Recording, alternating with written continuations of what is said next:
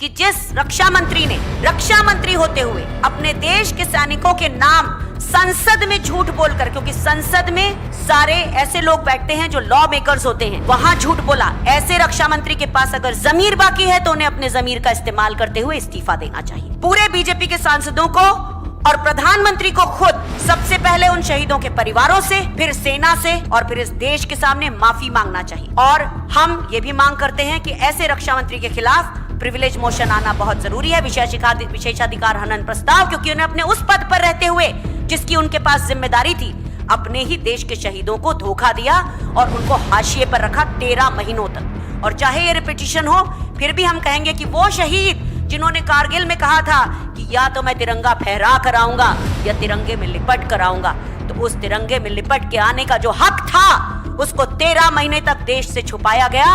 ये शर्म की बात है और इस सरकार को इस शर्मिंदगी के साथ रक्षा मंत्री को अपने पद से हटा देना चाहिए। 21 सितंबर 2025 को इस देश ने एक दोहरा चरित्र अपनाते हुए आईसीसी ने भारत और पाकिस्तान का मैच कराया। ये कौन सी दोगली नीति होती है? और उसमें घटिया हरकत की जिसमें कहा हम हाथ नहीं मिला रहे हैं। तो ये क्या तरीका है कि जब अपने शहीदों का अपमान कर रहे हैं, आप वहां जाके उनके साथ मैच खेल रहे हैं, जबकि आप आतंकवादी राष्ट्र उसे घोषित नहीं करा पाए। कैप्टन शिव कुमार, जो कि जकार्ता में इंडोनेशिया में हमारे डिफेंस अटैचे हैं, उन्होंने भी कहा कि ये पॉलिटिकल सिग्नल हम देना चाहते थे एंड इट कॉस्टेड अस। यानी कि उन्होंने ये कहा कि हमारे यहाँ एक लोकतांत्रिक सरकार है, सेना उसके आदेशों का पालन करती है। तो इससे कैप्टन शिव कुमार के बयान से ये भी बात साबित होती है कि जो खुली छूट की बात थी वो बिल्कुल गलत थी। उन्होंने कहा कि हम अपनी सरकार के आदेशों का, निर्देशों का पालन करते हैं।